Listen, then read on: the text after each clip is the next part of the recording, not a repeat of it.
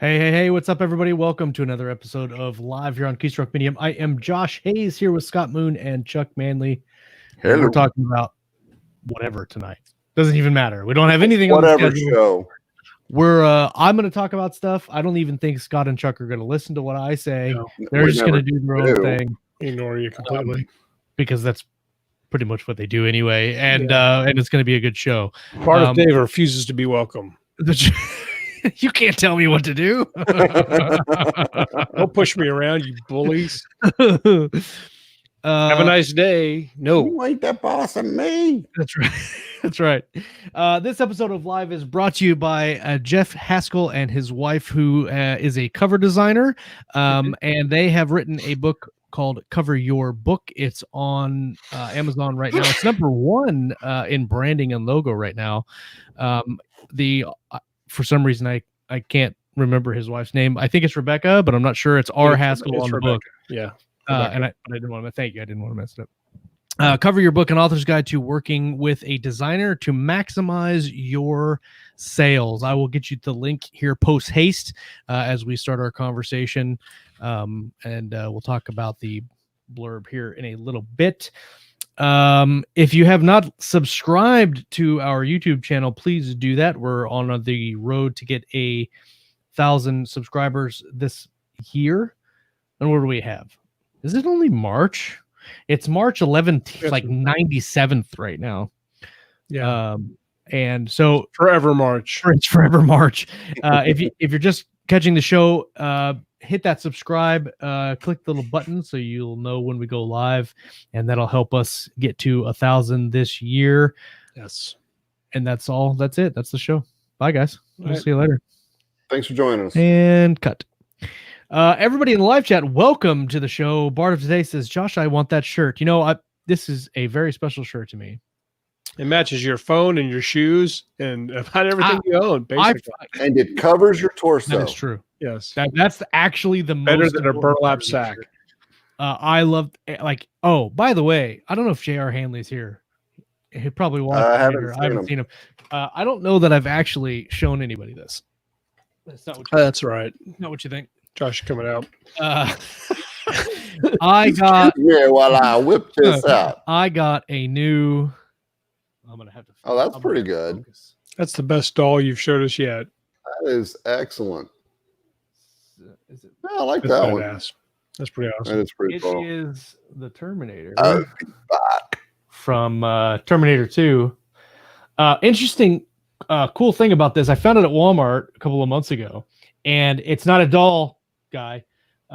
You can switch out the heads. It's got like a damaged head and an undamaged head. He's got like you could put the minigun, but he's also got a shotgun that you can. So you can play dress up with it, is what you're saying. Yeah, we're kicking Chuck out of this. Kick him out, move around. So, Chuck. A while back, my dad he likes motorcycles, and he comes by about a year or two ago, and he's got this old Harley that's kind of like right before Harleys became reliable. So I'm not sure what that would have been. I should know but he says, well, it's one of the Terminator 2 Harleys. Oh, nice. And so I'm like, oh, that's really cool. But I started thinking about that's like 30 years ago. So you could probably get one, but they had like 30 or 40 of them on the show, and most of them weren't driven. And so they're out there leaking around. And so he had one of those. I don't care what you say. Terminator 2 is probably the best Terminator movie of the whole. Yeah, it's kind of definitive. Yeah. It really is.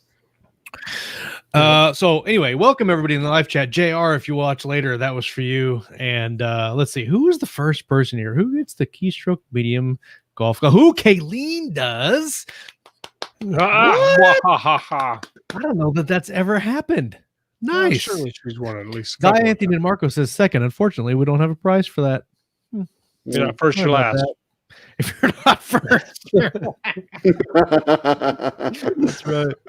That's right. Bill, welcome. Bill, by the way, Bill, if you missed, you need to go back and watch the Moon Day show earlier today, because there were some really legit Scott Moon memes to be had during that whole There were thing. some good ones. It was pretty meme. It was meme I like the tacular. last half of it, and I noticed It was there meme was a lot of meme-worthy moments there.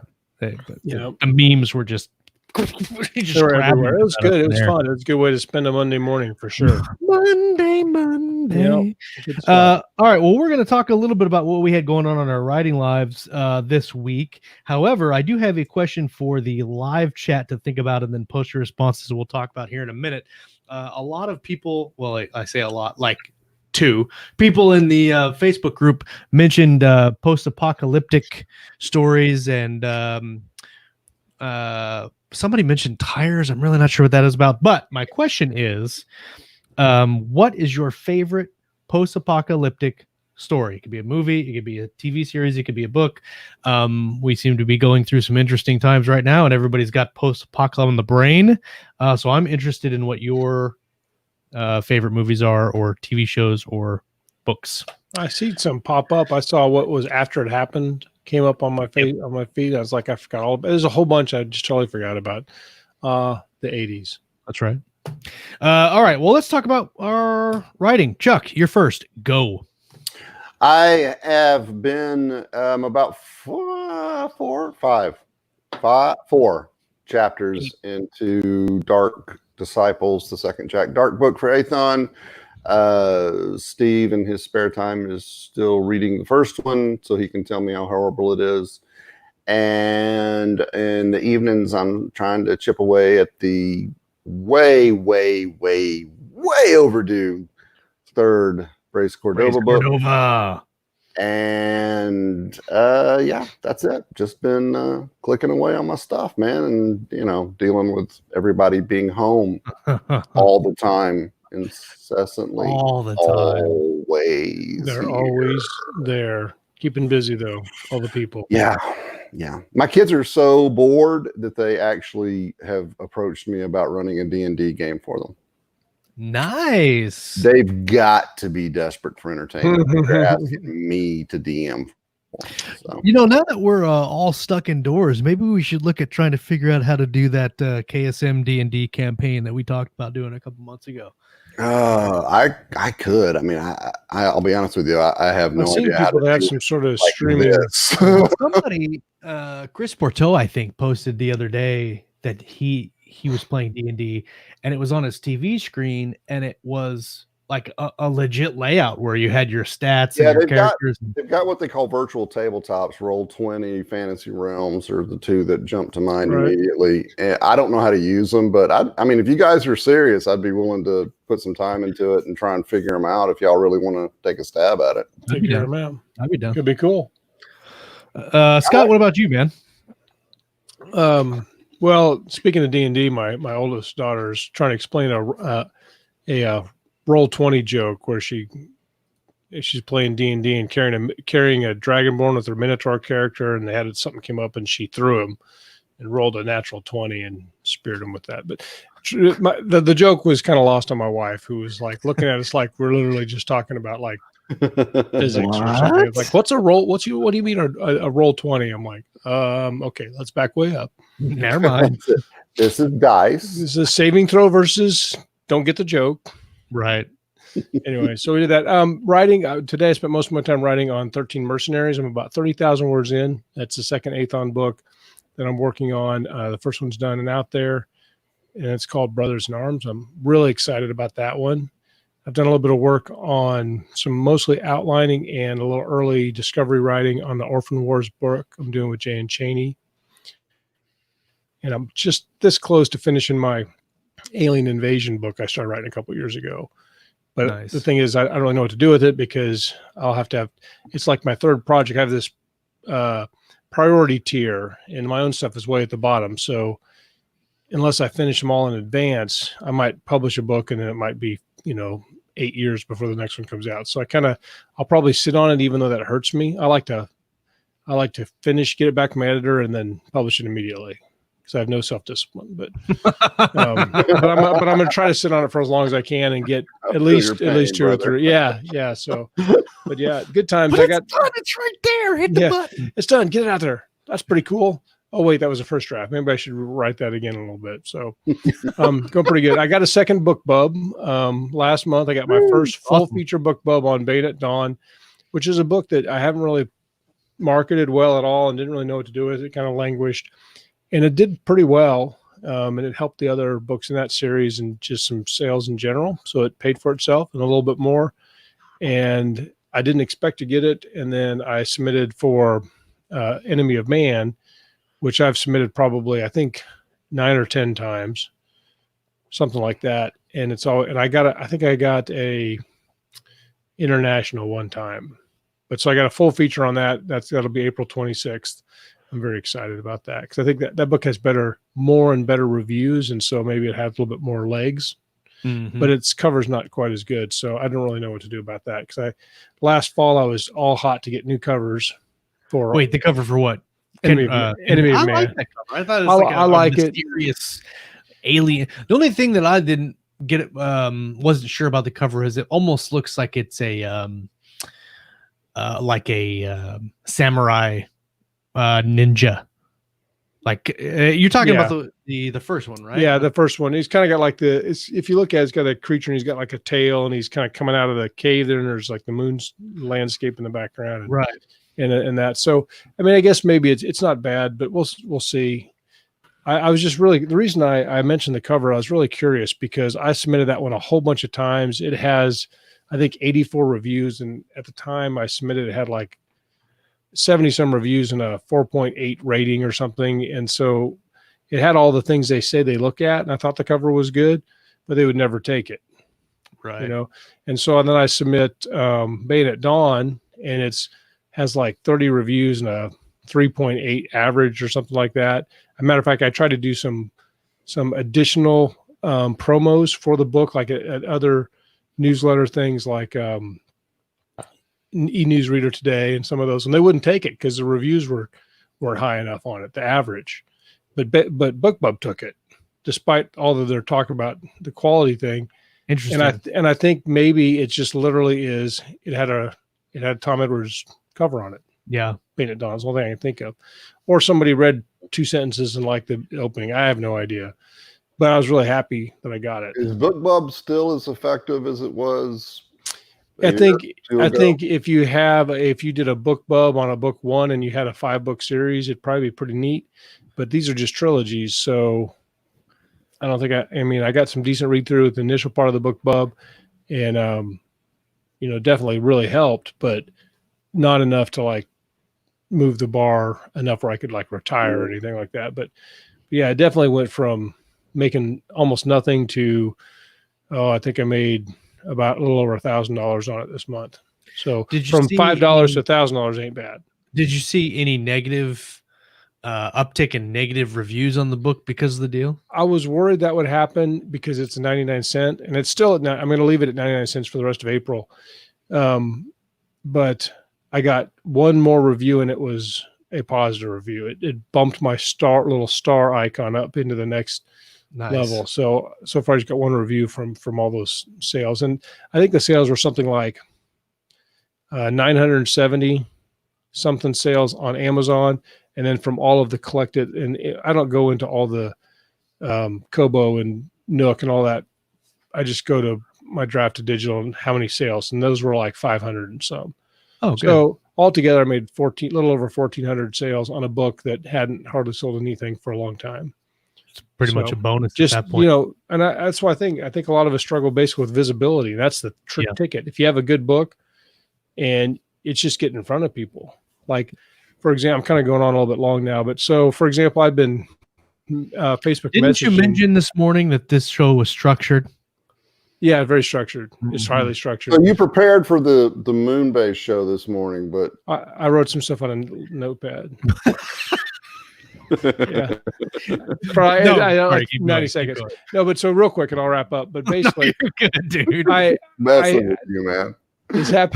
This happened to me twice within the last month where I had been messaging people about books and stuff for like months.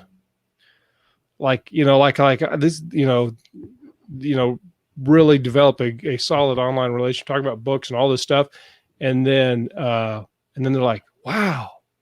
They asked me something about a book and said, what are you writing? So they went over there and they had read something I had written. I can't remember what it was, but then they looked at my actual author page and were like, holy crap, you've written a lot of books.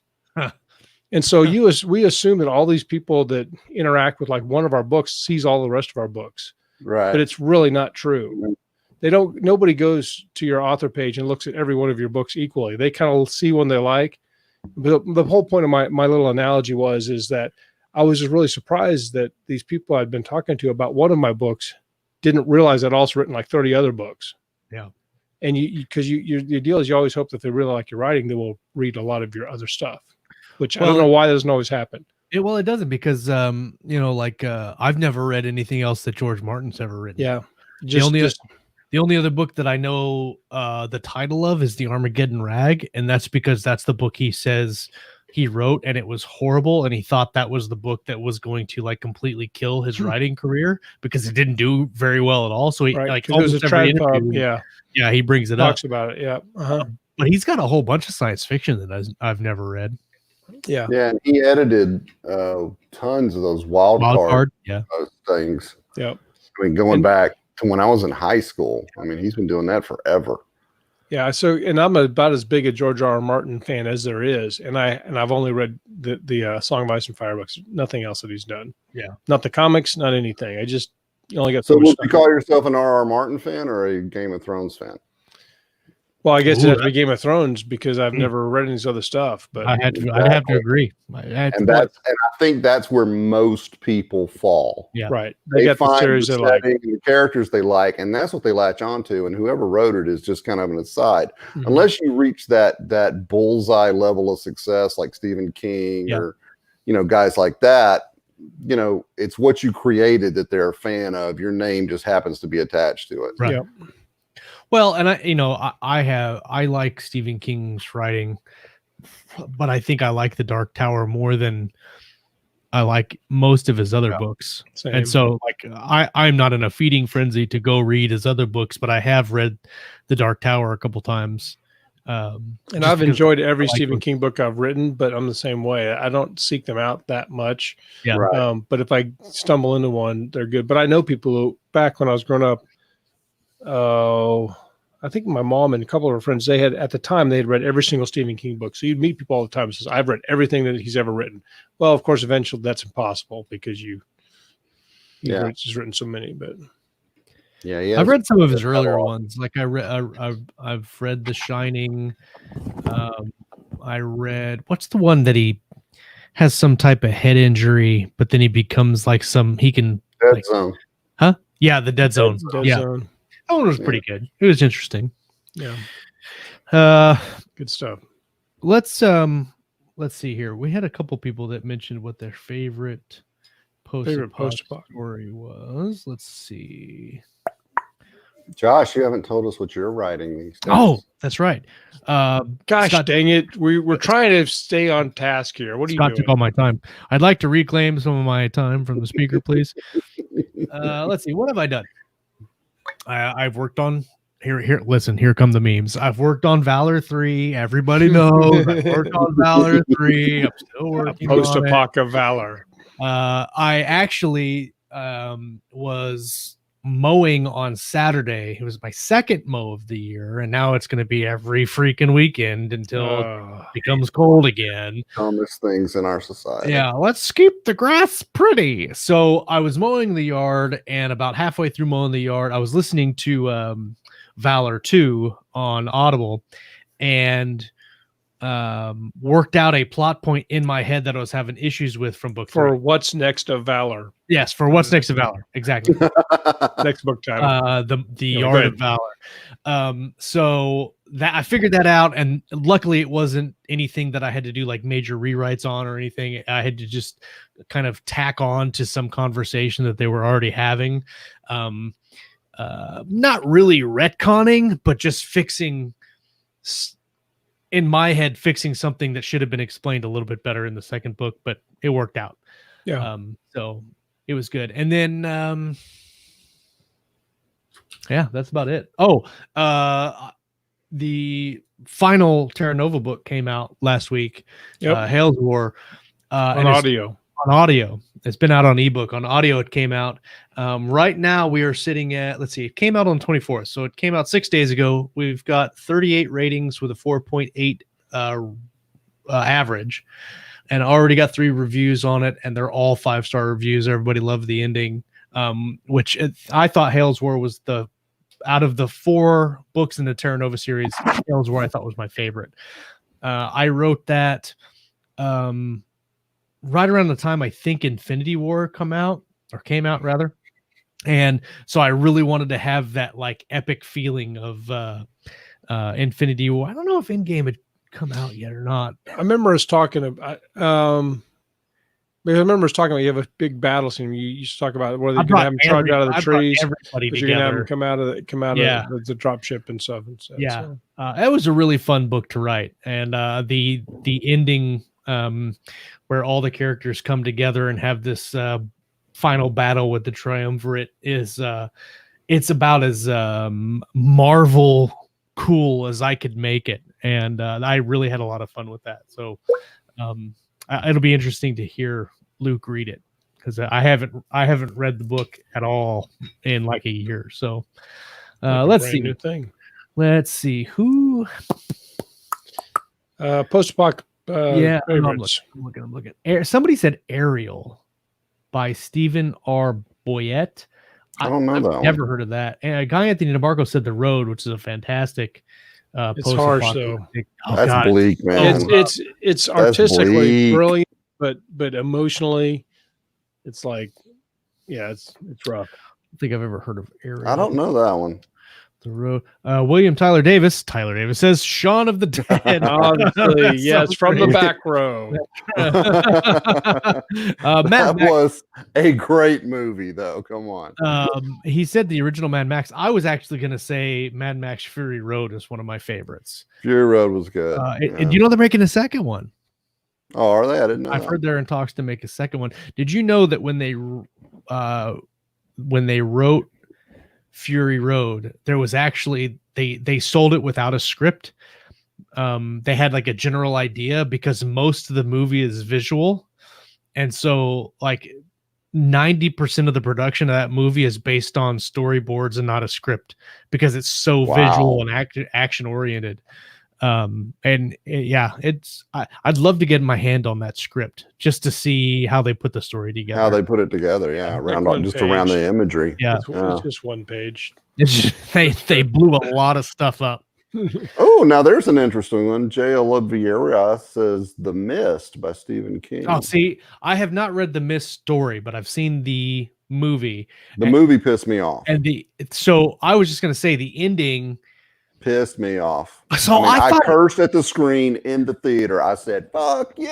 So I thought it was like a huge gut punch of a ending in that movie. Like the total bleakness of that movie, it was horrible, carried through to the end, and I was like, "Holy crap!" Like, I'm not saying it didn't fit with the entire mood and theme of, strictly from a craft standpoint. Right. I thought, it fit. It worked fine.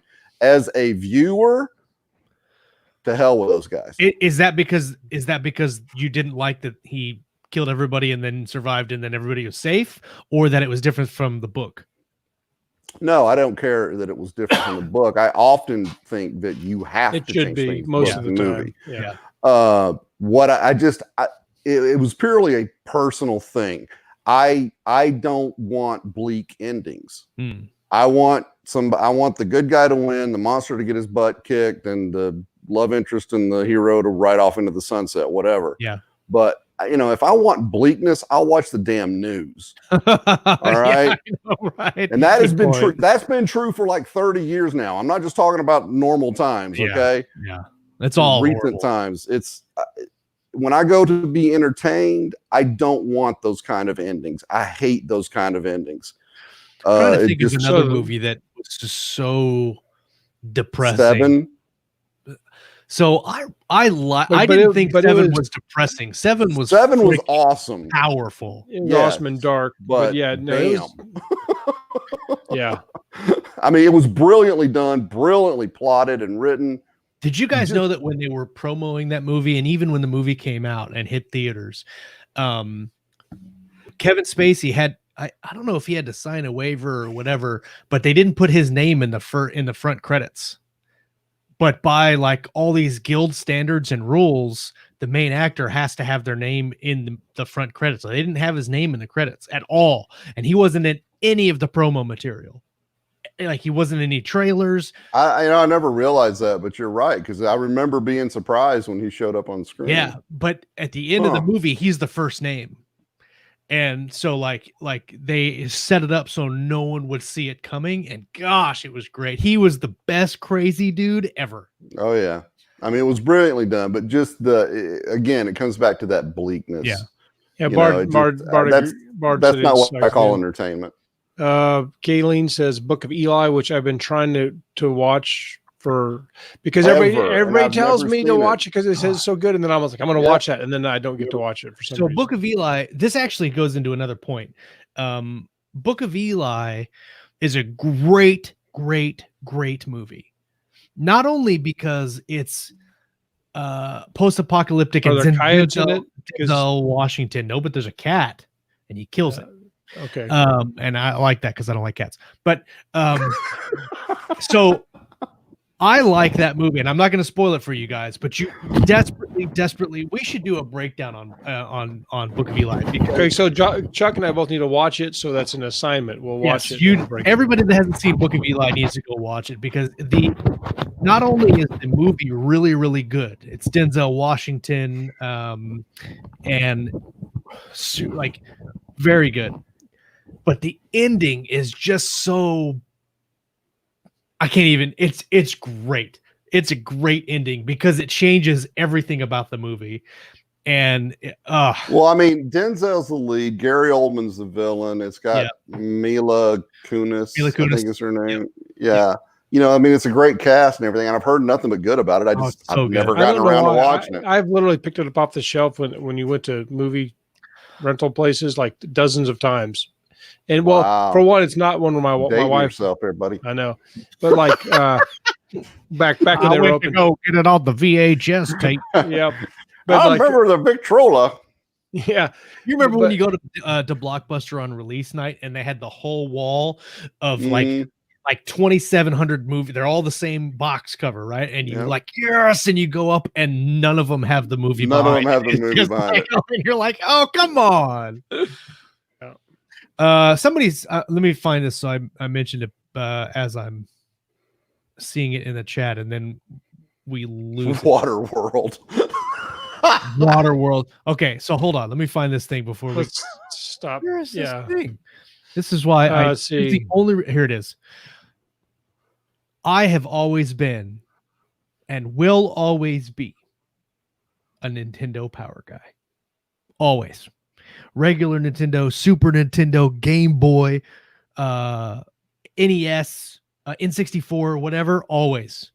And then the PlayStation came out and I got a PlayStation. So, but always, my brother always had a Sega, and Sonic was really good. Kayleen, somebody mentioned tater tots. If you haven't had Sonic's tater tots, you're missing. Well played, Rick. Well played. Those tater tots are legit. And then so we have to go through the memes here. So Valor of Valor, yes. Rick says Pandemic of Valor, which is actually not a bad time. That's actually not bad at all. Guy says What's Next of Valor. Jay says Work in Progress of Valor. That's true. Corvo says Valor, the Return of Valor. This time it's personal. This time it's personal. Valor 3 in 3D. Also good, yeah. And then this one is actually apt, very pure Valor. 20 minutes, 20. What is it? That's 20 seconds of hand washing of Valor. That's pretty good. Right. Oh, yeah. Social distancing of Valor. Social distancing of Valor. Bart today said Shaun of the Dead, Cyborg, and Judge Dredd. I liked the first Judge Dredd movie, the one with Sylvester Stallone. Did you guys like that movie? Do you remember the first one? I mean, it was out there. Yeah, well, it was very comic booky, as it should have been. Did you see the most recent one though? I did see the most recent one. It was pretty good. I didn't hate it. It was good. I love Carl Urban. Yeah, I think he's a great actor. He's good in everything. Bard mentioned Waterworld. And what's interesting about 5 minutes of it. What's interesting about Waterworld is that I really liked Waterworld. And until you just start thinking about it as a writer, and then you're like, that's a completely worthless premise. But just as an action movie, I got a lot of hate, but I thought it was good. It's like Chuck's idea of the Rise of Skywalker. About it when it came out, everybody was just like, "Oh, this is the worst thing ever." Blah blah blah. No, it's not. It's not. They really talking about Kevin Costner movies about the Postman. See, I like the Postman too. I like that movie. I haven't seen all of it. I saw part of it. Yeah, it was too long. It was ridiculously long. That was the only, in my opinion, that was the only problem with the Postman, is it was about an hour too long. Yeah. Well, we talked about plot twist just a little bit ago, and so Bill in the Facebook group, Bill Frisbee asked, "Is there ever a point where there are too many plot twists? Like, there's been some really good stories with great plot twists, like The Usual Suspects had an awesome plot twist in it, and it was one of those plot twists, like we always say, it's surprising but inevitable, and you're like, oh, that's great. But it didn't have lots of plot twists. It had a build up to one or two. Yeah, one or two. Yeah. Well, I mean, you think about great plot twists. I can't really think of any examples where they were coming constantly. Yeah, I'm trying to think. It's usually just like one big one right there at the end. Now, you can have those small reversals, and I guess you could call those plot twists. But I guess it would really come down to what are you trying to do with the twist? Like, is it just to put the twist in there so you're like, aha, I didn't see that coming, or does it really do something for the story? I think of an example that. In the live chat, if you guys can think of a story or a book that you've read that had multiple plot twists that really didn't need them, I don't know. Probably because when it gets to that point of publication, you probably have whittled that down, so you have the twists covered. J. Oliveira had a good one, The Village, that M. Night Shyamalan. You're right. The Village had it had a number of them. It had it had the twist where we realized that the monsters weren't actually monsters, and then it had the twist that they were not in whatever it was 1800s. They were in modern day, and then that they were these college professors that bought a whole bunch of land and told airplanes they couldn't fly over. Hid from the world. Yeah, that was not a bad idea, honestly. Yeah, now I don't know that I'd take that many people with me, but yeah, I definitely would not. Yeah. You're defeating the purpose. You take everybody with you. Just take one or two. I don't know that I can think of any story that I can think of that has too many plot twists. I think that if you're looking to, when you get to the end of the book, if you have a plot twist, it shouldn't turn the entire story in a direction that it doesn't need to go. If it helps the story and like a plot twist of making a good character bad, that's interesting. You could have a twist with each. Those usually show up near the end and the climax and stuff. You could have an arc. You could have multiple. If you have different story arcs, like sometimes you have different character arcs. If you're doing multiple POVs, so you might have a twist for kind of a couple of your major characters. Like say you have 4 major characters, each of those could have their own twist, maybe. But it'd be better if they all went together. But I mean, it depends if you're talking about twists. So you also kind of have your story structure. If you have, like, I'm really a big fan of Larry Brooks, and he has the 4-part story structure. So you have, and they call them different things. This is not just his terminology, but you have like the first door, you have the midpoint, and you have kind of like the final revelation or the final alliance or whatever to the end. So you might have, and those aren't really twists, but they should be a little bit surprising or interesting in some way. Yeah. And then they should be something you can't go back. So like a plot twist or what'd you call it earlier? Reversal. It has to be something they can't go back. Right. You know, if the character can go ahead, I'm going to go ahead and go through this door, but then they're like, well, maybe not. And they go back to where they were, then it's not really I think anything. If you're looking at your story and looking at structurally what you want to do with it, If you have a twist and that's important for your story, then that's fine. I think what's different is ramping up the tension. It might not be a plot twist, but it might just be a hink in their plan, and that's that's technically a plot twist. It's just something that's adding on to the problem or the complication or the conflict. Yeah. You see that a lot in long running TV shows where they'll just start throwing in different things, and it's not necessarily a plot twist. It's just an additional complication. It's an additional complication, and So maybe if you get too many of those in your book that are just unnecessary or don't really push the plot forward, or if you're doing a long running series in a book and you're just struggling to come up with ideas to push different books, then that could be because really complications are just setting up questions, right. and you know, you have to keep those questions. You got to answer those questions at some point. The more, or you end up with the Lost. The more, yeah, exactly. That came up when Josh was talking. I was thinking the same thing. The Lost. The more twists you have, the weaker each of them are probably going to be. Jay Oliveira says, "What the usual suspects has many small twists." So I agree and disagree, because some of those I think. Well, I don't know, because we talk about that one a lot. I think we're all familiar with the story. Are they twists or are they developments? Are they building towards one major twist? So it depends on how you define it. So at the end, I think it's interesting because if you look at the twists chronologically, we know that, like, for instance, if you haven't seen Usual Suspects, don't watch the next 5 minutes. Spoiler alert. We know that there wasn't any coke on the boat, right? Because we know from the buildup from the beginning that there wasn't any drugs on it, right? Because they say that almost immediately. But in the narrative structure of the story, it's a surprise. So it's not really a twist. But for them, it's the characters didn't know it. The characters didn't know it. So it's not actually a twist. We don't know that we know that there was money and that they were paying for somebody, but we don't know what all that was about. The twist really comes when Verbal Kint becomes Kaiser Sose, and that is. There's a couple things that happen really quick there. There's the fax machine that comes from the hospital. There's the quartet pin board where you read all the articles, and then the detective starts putting it together. That's the major twist of the story. But everything else, it's also a very good lesson if you're going to interrogate somebody to do it in a kind of a relatively sterile environment. You don't want to give them a lot of places. Still need a lot of visual input. Yeah. But actually, go ahead.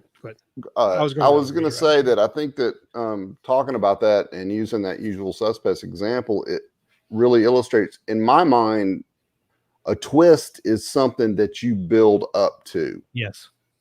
You know, it's not just this thing happened and now things are a little different. Those are just complications, plot points, whatever. But if you spend movies, chapters, whatever, building up this reality in the reader's head that, okay, this guy is this person. Yeah. And then all of a sudden you turn that on its head in such a way that it's undeniable that he's not, and he's actually the guy he's been talking about. That didn't just happen. You know, you had to work up to that. You had to see little things in throughout the course of the story. You know, to me, that's what a twist is. It's a lot bigger than just, oh, suddenly my best friend died or whatever. I don't think a reader or viewer will tolerate too many real genuine twists, because it becomes exhausting. Because you get past 2 or 3 twists throughout the course of a book, like honest goodness twists, and then you're just confused. Right. And you're like punch drunk. Yeah, and you're like nothing. I can't trust anything that's happening. The interesting thing, when you do have a good twist, it loses its impact because you got to be very careful. I think the interesting thing about The Usual Suspects is everybody knew it was going to happen. Like, you watch that movie and you know somebody is lying about being Kaiser Sose. You absolutely know, but you're blown away when you find out that it's Verbal Kint, because you never would have thought in a million years it's Verbal Kint. Exactly. And they set it up that way. Yeah. That's the thing. You know, Jay Oliveira says he's a Lost fan. I really loved Lost. I absolutely loved Lost until the last couple of seasons, where it just kind of went off the rails. There was the future future flashes, there are the side flashes, and then it turned like I really wanted to like the mysticism of the past of the episodes when we meet the Man in Black or the ghost monster or whatever. I wanted to like all of that, but by the time we get to the end and they just basically say, yeah, they were dead, which is something that the writers said that they weren't going to do. But and then it ends up that's the case. I was just like, I thought it was going to be some really cool. I knew there was probably going to be some supernatural element into it. But like, for instance, there's a lot of things that go unanswered, like the polar bears, how the people got there originally.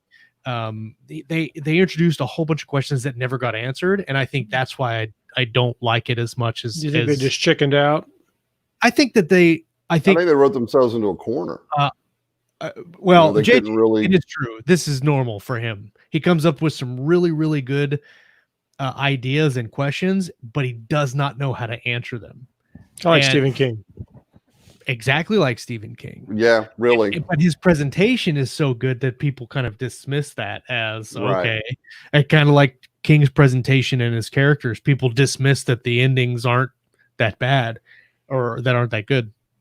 I really wanted to like Lost. One of the I think it was Jay Oliveira that posted talking about the underrated sci-fi movies, and he mentioned Event Horizon.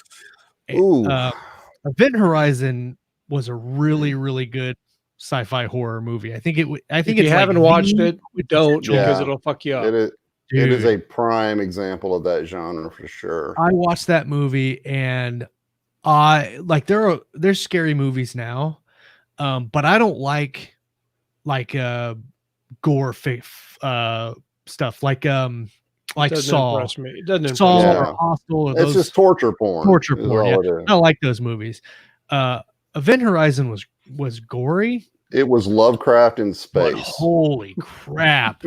The thing that got me were the flashes of the other dimension. Was supposed to be hell, right? But it was right. You don't really get to see it, but you imagine it in your head. It's those little tiny micro scenes that were so horrible. Like you punch your imagination and it's very bad. Even the it was very bad. Oh man, the creepy laughter in the background when some of that stuff happens is like happens in the background when that stuff is going on. I had an interesting teenage young adulthood with horror movies because I worked in a movie theater in a small town, and so in Garden City, Kansas, in the 80s, when you got a movie, it was there for like months. Yeah. And so like when the first Hellraiser came and Prince of Darkness came, and I think I can't remember if Event Horizon was there when I was working there, but so I would always watch the end of the movie and then go down into this dungeon basement and shut off this furnace we had, because it was like the movie house where I worked was like, no, I'm serious, it was really old. It was like a massive old. There's the story there, and you go in and you shut off the furnace every day, and it would shoot flames like 4 feet out of the furnace. And so I did that every day after watching all those horror movies, and I was like, I'm oh, that's good. That's why I'm so damaged. Oh, my hair fell off. You know what movie messed me up? It gave me nightmares for weeks. Was Monster Squad. I loved that movie. So what's interesting about that movie is it's supposed to be a comedy, right? I'm not sure I've seen it. But it was creepy. I watched it when I was, oh man, I had to have been like 7 or 8 probably. Yeah, I think I was in junior middle school. Yeah. I think. Yeah. And oh my God, like it gave me nightmares, but now I remember it, and I haven't seen it in probably 25 years, but I remember it. And I specifically remember the scene when they run into this hallway and Wolfman comes out of the hallway and one of the kids goes, kick him in his nards. And the other kid goes, Wolfman doesn't have nards. And he's like, yes, he does. Kick him in his nards. And he kicks him and Wolfman goes, oh, and the kid goes, holy crap, Wolfman has nards. And it's just a running scene, but it's amazing to me that a movie like that gave me nightmares as a kid. And now but when you're a kid, you can imagine how Event Horizon messed me up. Oh, Nards of Valor. Nards of Valor. No, you knew that was coming. Yeah. You knew that was coming. Yeah. And it will be from henceforth will be labeled. One of the the AU of Valor. Yes, I like that. Yeah, there you go. Talking about 80s movies, do you guys remember The Last Starfighter? I do. Oh my gosh, yes. I loved The Last Starfighter, and you go back and it's so cheesy to watch it now, but holy crap, that movie was, I probably watched that movie 100 times when I was a kid. Yeah, I remember that one. Enemy Mine. That's another one I watched. I've never seen that. Quite a That's few an times. excellent one too. Yeah. They played it a lot. I watched it a bunch of times too. Yeah. I never watched it because I always thought the guy was the alien dude looked really funky, and I was like, I don't want to watch that. But it was a great story. It's kind of like not really a buddy movie, but because they're arch enemies and they have that. It was good. I can't really explain why. I want to, before I forget, read the show sponsor for this week's episode, and then push the live chat or in the link in the live chat. Bam. Here is the link to Cover Your Book by Rebecca Haskell, an author's guide to working with a designer to maximize your sales. Struggling to find the right cover designer? Learn how the right cover will make your book the bestseller you've always wanted. Unsure on how to find a good cover for your novel? Do you wish there was an easy way to find the right designer and communicate your vision effectively?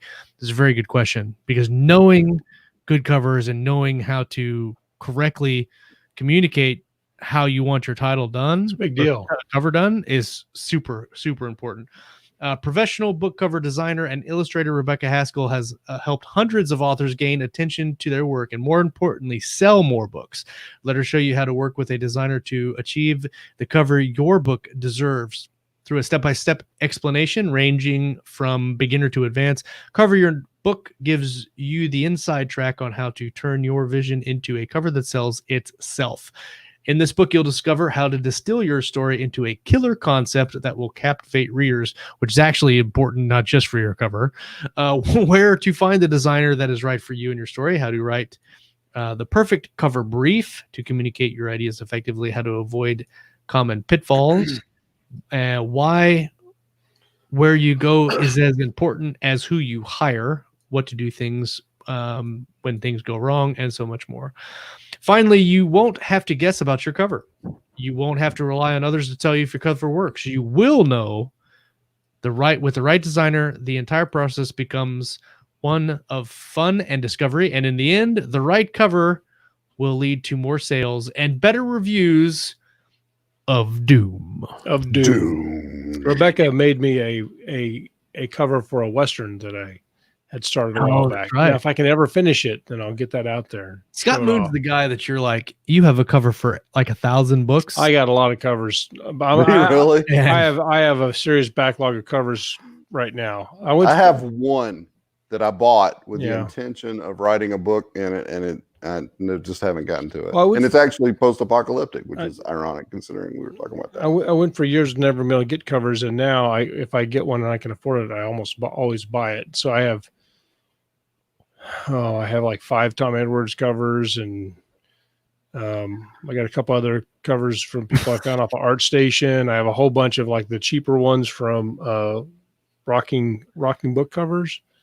Do they have titles and everything? Oh yeah, they got titles. Some of them parts are written, but that's great. I get a book cover like, wow, that's 10,000 words. Okay, I got to do something else now. I put off spending money on covers until I absolutely. This is the greatest thing about being best friends with Scott. This is how every day. This is how our conversations go. One day it'll be like, oh, I have no time. I can't finish this book. I only got 300 words today. I'm never gonna finish this book. That's it. I'm gonna put everything away. I'm not gonna do anything but this book. I'm gonna do it. I'm gonna finish it.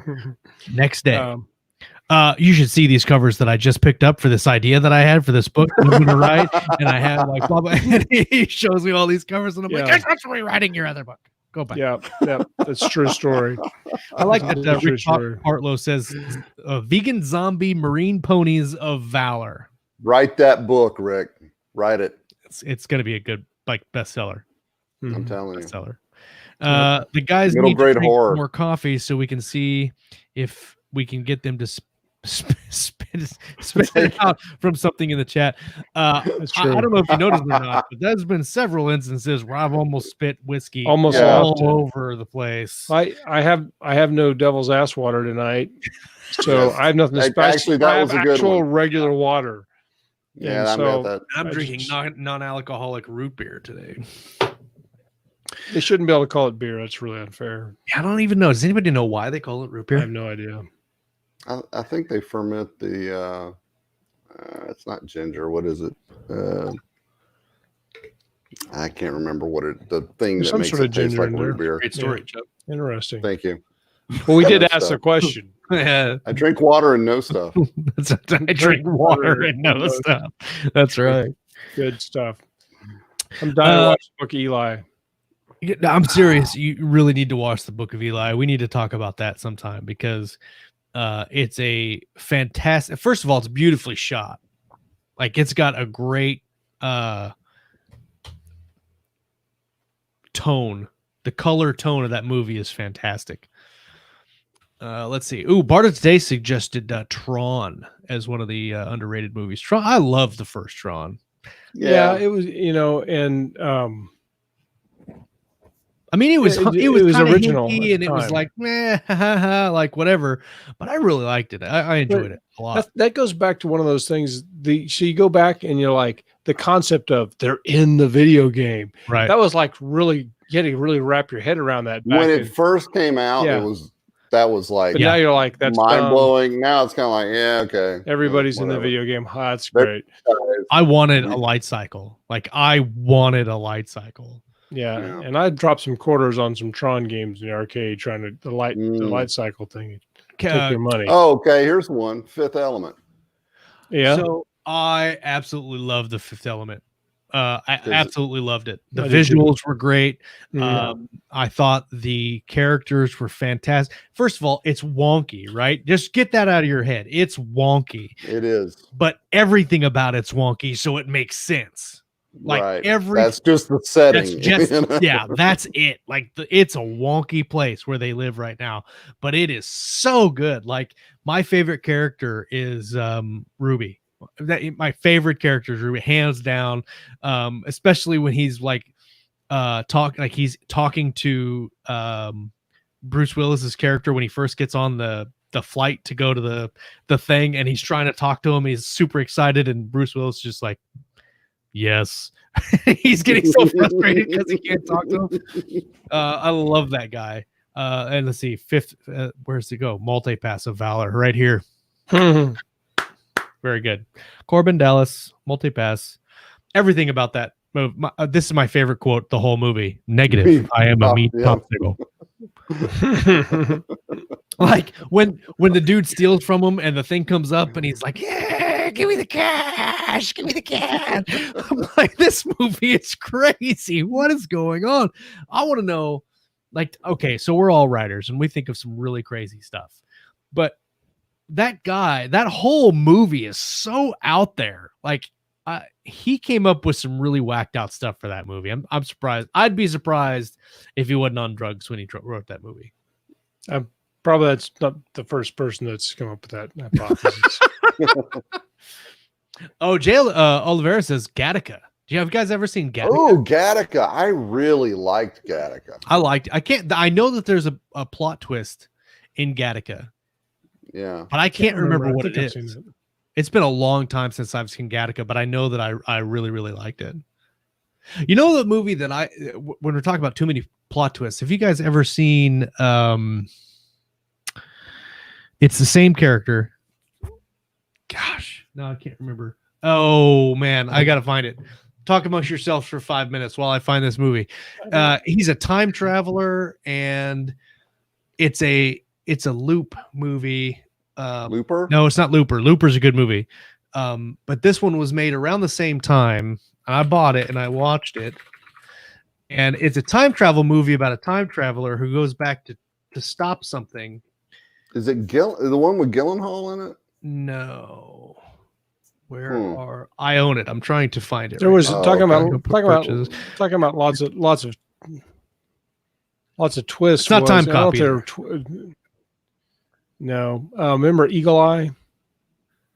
I do see remember that Eagle movie? Eye. Yes. That I don't know if there's lots. I don't know so much twist, but there was lots of kind of reversals and discoveries in that. It was, I wanted to kind of hate it, and it actually, I think I enjoyed it, but I can't remember a lot about it now. It's not Primer, although I did watch Primer or Primer, however you pronounce it, and I don't know if it was just me being dumb, but I couldn't understand it. Like I've tried to watch it. I don't know that one. I haven't seen it. It's a time travel movie where they basically time travel like a couple times, but it's an indie movie and they don't really explain it at all.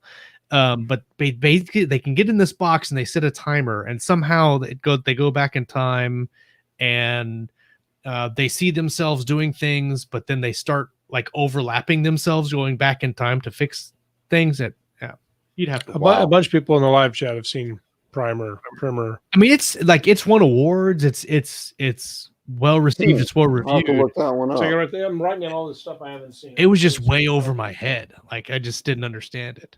I'm very sheltered. There's a lot of stuff I haven't seen. What was remember Pandora? Predestination was the movie that I was talking about with what's his name? Ethan Hawke. So Predestination, I've heard of it. It's a time travel movie, and they're going back to prevent like serial killers, I think, or killers that are killing in the present. They're going back in time to try to find or kill or something. But it is the ultimate paradox movie. Like when you get to the end, you're like, holy crap, that was the huge paradox that just happened. And it was really good. Equilibrium, Silent Wolf says. Equilibrium, I enjoyed that. Great underrated movie. Great underrated movie. Holy crap. Yeah, that was really good. The whole gun fu thing was very cool. First of all, the gun fu thing was cool because no one had done it. Like they basically took kind of like what the Matrix had done with bullet time and kind of changing the dynamic of how that stuff worked and just like amped it up. Like I thought it was awesome. Yeah, that was a really good one. Did you see Pandora? Pandorum or Pandora? Pandorum. Yes, I love Pandorum. Yeah. Yep. I don't think I saw that one. That's one that Richard Fox wanted me to watch while I was writing was that one that had, did that have what's his name? I'm bad with actors, so I'm probably not going to know the answer to that. George Clooney. Did it have Clooney in it? No, what's his name? No. I can see his name. It was a Pandorum it's a horror movie that is it's these two guys that wake up and they're stranded on this spaceship that they believe is in space, traveling, and it's lost. Spoiler. And it's been out there so long that the other humans that have been on this ship are now mutated and like really like out there. So they're going off. I saw that. They're going off on this colony ship thing, and they're like, at some point in their journey, they have shifts. They got to wake up because they're probably in cryo sleep a lot of the time. Yeah. And then you wake up and you relieve the people that were on the ship before you. And at one of those, they see that Earth has been destroyed, and they're like, "Oh God, we're really kind of screwed. I hope we can make it to wherever we're going." Well, the next time they wake up, everything's gone horribly bad. The ship's all damaged. There's all these cannibals running around that are like not even look human anymore and stuff. And then there's a twist at what has actually happened. That's a great movie. The big twist on that. If you guys see, twist, that's a good twist. Did you guys see Dark City? I did see Dark City. I've not. Yeah, Dark City was really good. Yeah, that was one of those weird ones. So there's a couple of people that mentioned the butterfly effect. I've seen it, but man, it's been forever. I know there's a twist at the end, but I can't remember what the twist is.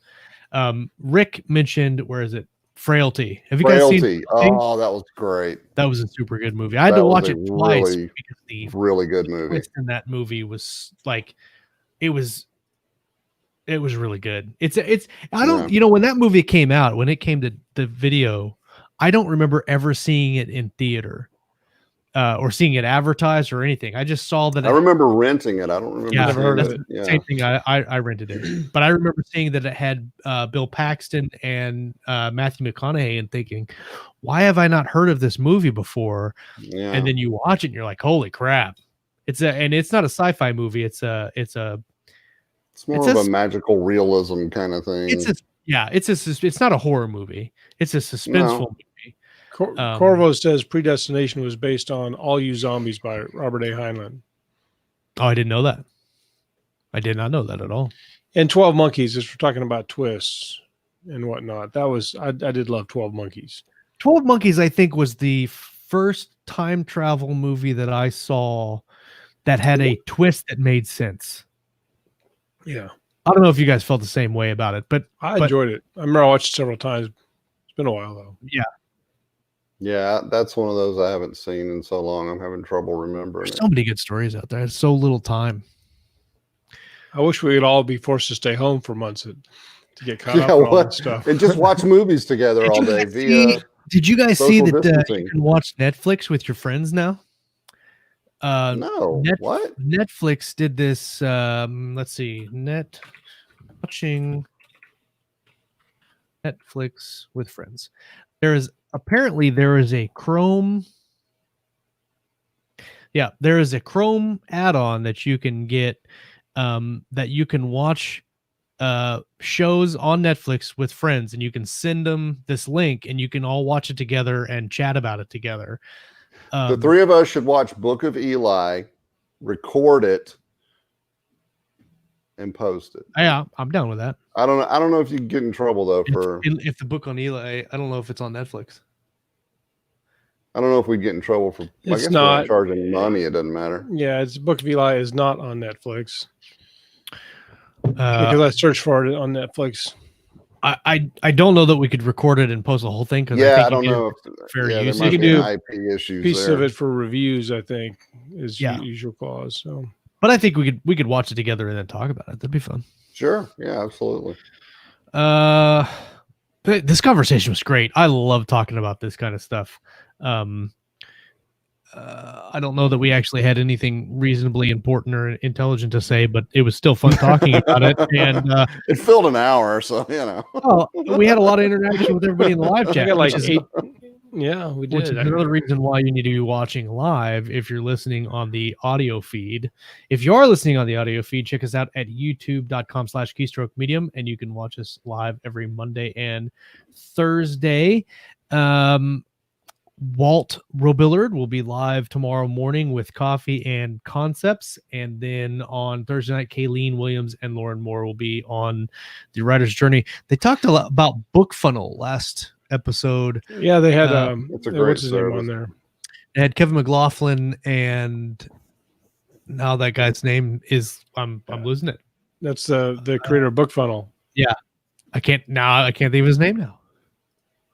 Why am I drawing a blank? Damon. Yeah, Damon. And Julia V was on that episode too. Who's awesome. I love Julia. She's great. Subscribe to the Keystroke Medium of Valor. Yes, definitely do that. I don't know what you guys are going to do when I'm done writing Valor books, because that's half the show right there. There's some sort of new book title that you don't know what the title should Valor. be. You know. I'm going to use one of those, and then somebody's going to come back at me for royalties. Thanks everybody for coming and hanging out with us tonight on live. The live chat was awesome tonight, and I really enjoyed the show. Me too. Good time. A lot of fun. And Josh will never be done writing Valor books. Yeah, I might not be. Valor. Keep giving him titles. Valor.